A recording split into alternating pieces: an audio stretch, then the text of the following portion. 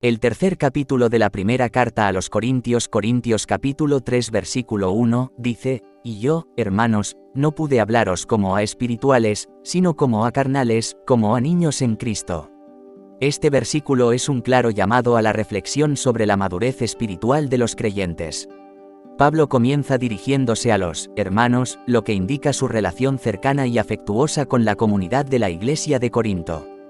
Sin embargo, a pesar de esta conexión, expresa su decepción al decir que «no pude hablaros como a espirituales». Esto sugiere que esperaba poder dirigirse a ellos de una manera que reflejara su crecimiento y entendimiento en la fe, pero se encontró en una situación diferente. La palabra «espirituales» se refiere a aquellos que han alcanzado un nivel de madurez en su relación con Dios, que están guiados por el Espíritu Santo y que tienen la capacidad de entender y aplicar las verdades profundas de la fe. Sin embargo, Pablo indica que los corintios no estaban en ese lugar, en cambio, se comportaban como a carnales.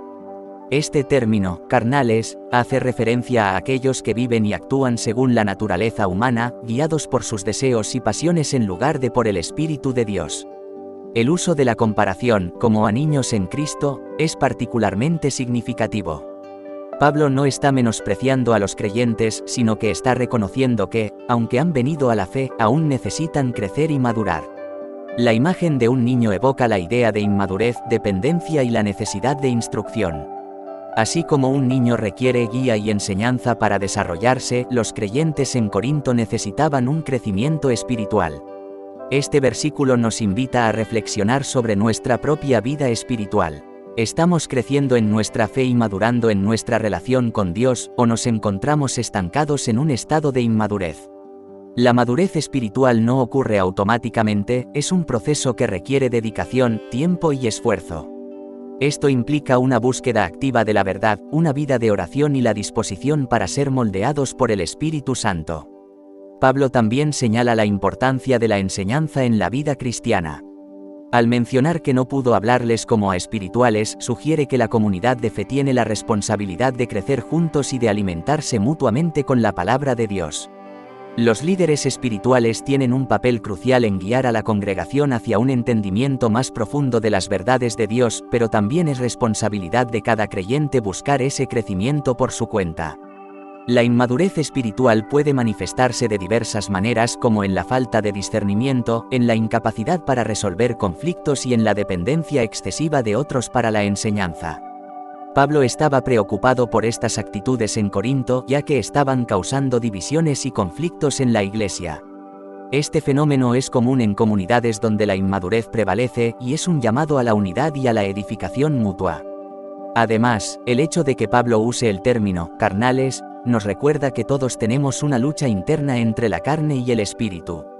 La naturaleza carnal se refiere a esos deseos y pasiones que pueden llevarnos a actuar de manera egoísta y distante de la voluntad de Dios.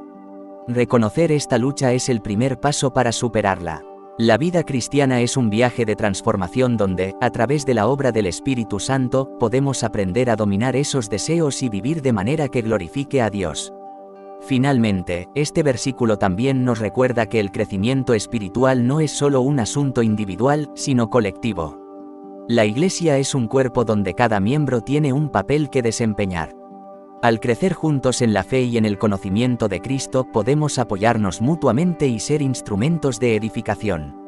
En resumen, Corintios capítulo 3 versículo 1 nos enseña sobre la importancia de la madurez espiritual en la vida del creyente. Pablo lamenta que no puede hablarles como a espirituales, sino como a carnales, indicando la necesidad de crecimiento en la fe. Este versículo nos desafía a evaluar nuestra propia madurez espiritual, a buscar la enseñanza y la guía del Espíritu Santo, y a comprometernos con el proceso de crecer en nuestra relación con Dios. Al hacerlo, no solo nos beneficiamos individualmente, sino que también contribuimos a la edificación de la comunidad de fe, reflejando así la gloria de Dios en nuestras vidas.